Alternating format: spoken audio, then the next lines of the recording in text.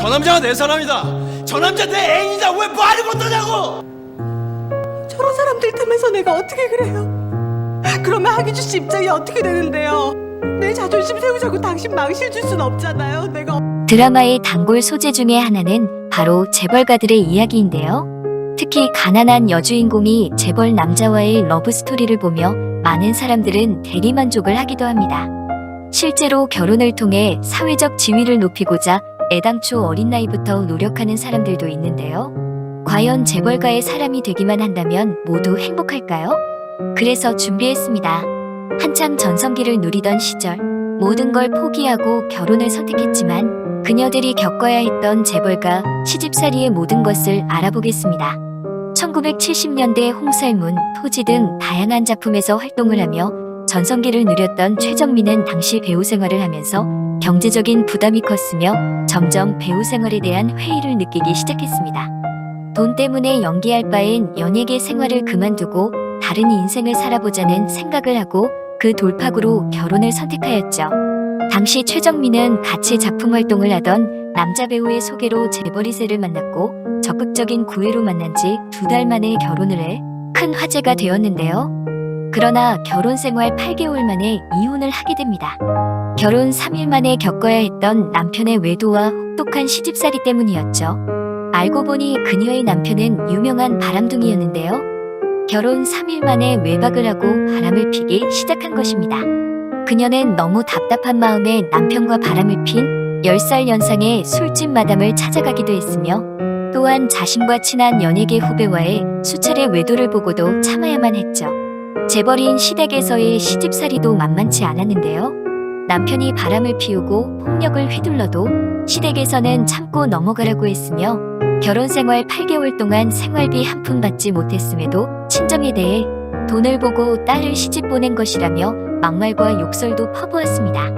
또한 그 집에는 가사 도우미 7분이 계셨지만 그녀가 시집을 가자 한 분만 제외하고 다 그만두게 했으며 그때부터 집안일은 그녀의 몫이었습니다.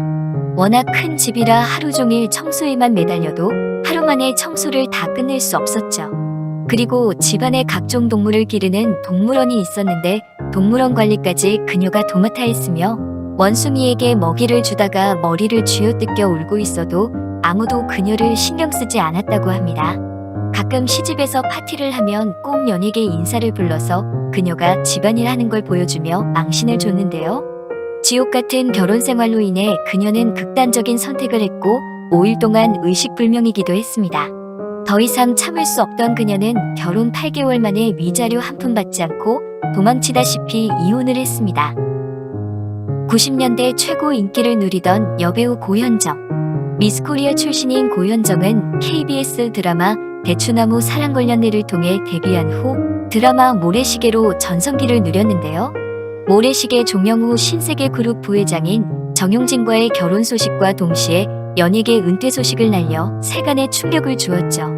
특히 뉴욕 브로드웨이의 뮤지컬 관람을 위해 어머니와 극장을 찾았던 고현정은 늦게 도착한 바람에 불이 꺼진 극장에서 길을 헤맸고 정 부회장이 도와주면서 연인이 시작되었다는 영화 같은 러브스토리 또한 유명했습니다. 하지만 그녀의 결혼 생활은 순탄하지 않았는데요. 결혼 8년 6개월 만에 결혼 생활에 종지부를 찍자 이혼 사유에 대한 온갖 추측이 난무했습니다. 시댁에서는 그녀를 따돌리기 위해 영어로만 대화를 했고 그녀가 영어를 배우자 불어로 대화를 했다는 겁니다. 또한 유명한 일화 중 하나는 시댁의 정재계 인물들이 모임을 갖기로 한 날 고현정은 가정부 아주머니와 연애 장소인 자택 앞마당을 청소하고 있었는데 발코니에서 그걸 본 시어머니가 고현정을 보고는 옆에 비서에게 야 저거 치워 라고 했다는 루머도 있습니다. 또한 사생활이 외부에 알려지는 것을 극도로 싫어하는 삼성의 가풍 탓에 그녀는 외출도 자유롭지 못했는데요. 운전면허 시험을 보거나 요리학원을 다니다가도 언론에 노출되면 바로 그만두게 했습니다. 이와 더불어 결혼 1년쯤엔 주변 지인들에게 결혼 생활이 힘들다, 너무 갑갑해서 벗어나고 싶다 라고 말하기도 해 재벌 며느리의 고충을 짐작해 했으며 신세계의 며느리 대접도 그리 훌륭하지는 않았습니다. 삼성가에서는 여자에게 주식을 나눠주는 것이 관례이지만 고현정은 단 한 주도 받지 못했으며 자신의 명의로 된 신용카드 한 장, 통장 하나도 없었다고 합니다. 그녀의 어머니가 광주 신세계백화점 식품 매장에서 아이스크림 가게를 운영한 것이 신세계와 연관된 혜택의 전부였습니다.